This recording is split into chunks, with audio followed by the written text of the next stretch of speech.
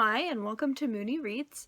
My name is Beck, and today I will be talking about my March TBR. There are a lot of books that I want to get to this month, and I had a hard time choosing just a small list. Obviously, my ultimate goal would be to read all of these books within the month of February. So to make this a little bit more achievable, I've broken the books down into different groups, basically by genre, and my goal is going to be to read at least one from each category. There are some of these categories that I know I'm going to end up getting to more of these books than others, but we'll talk a little bit about that as we go through each. Since March is Women's History Month, I am going to be focusing on reading women authors. My goal for the month is to only read women authors. There is one possible exception to that, but I'll talk about that when we get there on the list. So this first category, I'm pretty sure I'm going to be able to get through all of the books, and that is because this category is audiobooks. I listen to audiobooks while I drive, so I'm pretty certain that I can get through all of my audiobooks that I have planned. The first one is The Night Masquerade, which is the third part of the Binti series by Nnedi Okorafor. The Binti series is sci-fi fantasy, which I don't really read a lot of. I particularly don't read a whole lot of the sci-fi end of it. So I am interested to see how the whole series is going to end. The next two books that I have on my audiobook list are young adult fiction, and those are Slay by Brittany Morris and Kings, Queens, and In-Betweens by Tanya Bottego. Slay in particular has been pretty hyped, so I'm excited to see if it lives up to it. Kings, Queens, and In-Betweens I haven't heard a whole lot about, but whenever I walk past it in the store, the cover catches my eye, so it's been one that I've been looking forward to read. The last book on my audiobooks list for this month is The Pretty One on Life, Pop Culture, Disability, and Other Reasons to Fall in Love with Me by Kia Brown. This memoir was on a couple of lists of books about disability to read, and from the synopsis, it seemed really charming. I really like memoirs, so hopefully it's going to be a good read. The next category that I'm going to focus on is graphic novels and manga. This category in particular, I think I'm going to get through at least most of. I tend to read graphic novels pretty quickly, and I am super excited for a lot of the ones that are in this stack. First, we have Kase-san and Aprons, which is the fourth book in the Kase-san and Morning Glory series. I have been in love with this series of lesbian fluff. It has my whole heart, and it is a wonderful rest from a lot of the serious books that I end up picking up a lot of the time. I only put book number 4 on my list for this month. However, I would not be surprised if I also read book number 5 and then the first book of the Kase-san and Yamada series. Regardless, I'm looking forward to reading at least one more book of these lovely, wholesome ladies. The next novel that I really want to read is Wandering Sun. I actually am looking forward to reading volume 2. I finished volume 1 in January. I don't have volume 2 as a book because volumes 2 and 3 for some reason people sell for over $100.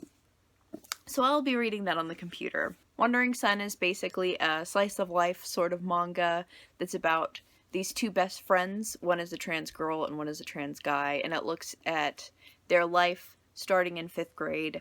It looks at friendships and them figuring themselves out.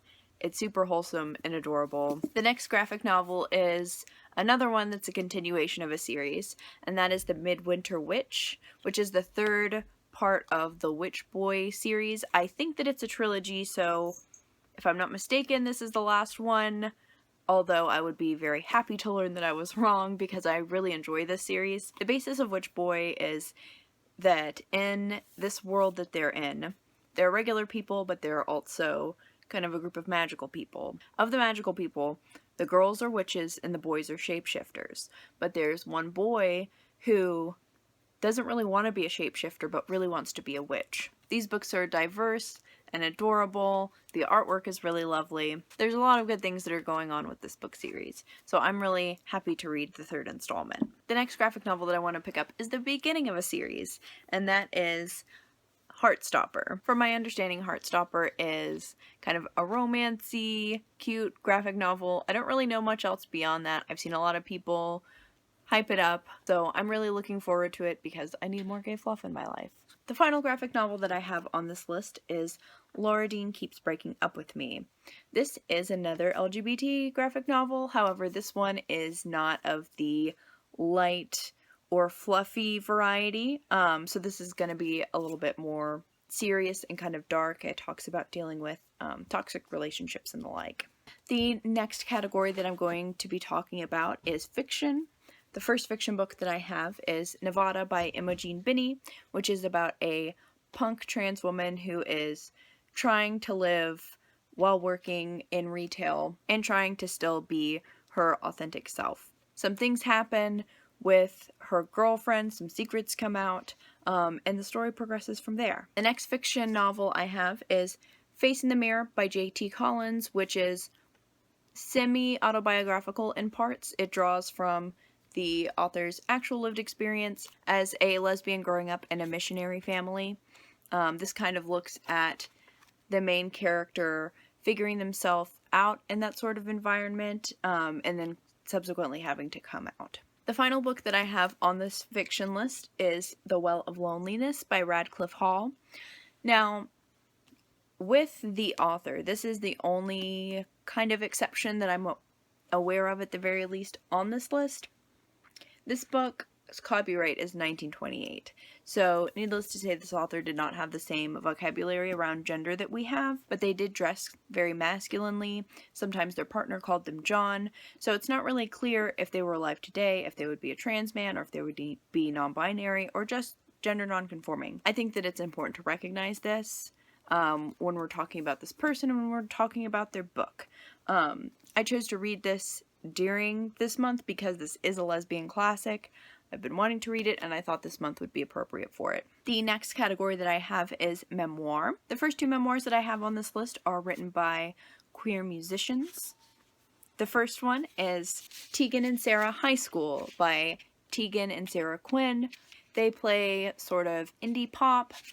I'm a huge fan, and what makes this kind of additionally cool is that I was able to get a signed copy, so I'm pretty excited about it. The next memoir I have is by Laura Jane Grace, who is the lead singer of the band Against Me. The book is actually about her time kind of before she came out, figuring herself out while being in the band, and then subsequently coming out. I will show the book on screen for a moment, but be aware that the title of this is the T-slur. I'll let you know when it's off the screen. So, now it is off the screen. The next memoir that I have on my list is In the Dream House by Carmen Maria Machado. This is, I think, going to be a really interesting experience to read because it is written in second person. This book is about her experience being in an abusive relationship, specifically being in a queer relationship that was abusive. This is one that's close to the top of my list of ones that I definitely want to read this month. The next memoir that I have on my list is technically 3 books. It is Persepolis, which is the author's experience growing up in the middle of a revolution within their country. This is going to be a really intense read, but this is one that I've been wanting to look at for a while.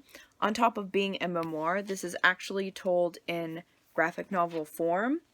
So I'm really excited for that. I recently read Fun Home, and I really loved that one, so I'm excited to read another in a similar style. The final memoir in this stack is Black is the Body, Stories from My Grandmother's Time, My Mother's Time, and Mine by Emily Bernard. This is technically a series of a few different essays. I could have put this in the social sciences, but it also fit in the memoir category, so it just went here. This specifically focuses on their experiences as Black women being in the South. The next stacks category that I have is women's history. The first just general history book that I have is Amazon's Abolitionists and Activists, a graphic novel of a woman's fight for their rights.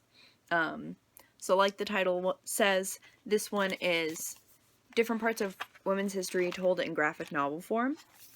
I'm super excited to read this. It looks really awesome, and I really like the artwork. The only other book in this stack is the Riot Girl collection, which is a bunch of zines from like the early 90s feminist punk rock groups. A while back I watched a documentary about the lead singer of Bikini Kill, and then proceeded to get really into Bikini Kill and looking a lot more at Riot Girl punk. And I bought this book then. It's been a few years and I still haven't actually gotten to get into this whole book, so hopefully I can do that this month. Next category that I'm going to be looking at is social sciences. Most of these books that I have in this particular stack look at race, location, and gender. The first one that I have is Are Women on the Ground? Essays by Arab Women Reporting from the Arab World. The next one is Hood Feminism, Notes from the Women That a Movement Forgot. And the final book that I have is The Fire This Time by Jesmyn Ward. Last month I read The Fire Next Time by James Baldwin, and I was told to read that before I read this book. So I'm super excited to get into this and see how similar or different any of the points that they have are from James Baldwin, who wrote that during his time in the civil rights movement. I actually have one more book that I'm wanting to put in this category. I don't have the physical copy of the book, but I do have access to the ebook through Scribd, and that is going to be The Meaning of Freedom by Angela Davis. Angela Davis was definitely a powerhouse in the civil rights movement, and a lot of her writings have been really important.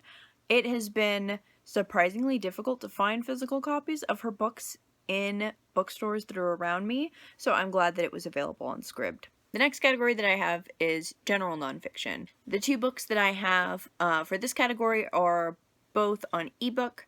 The first is The Complete Enneagram by Beatrice Chestnut.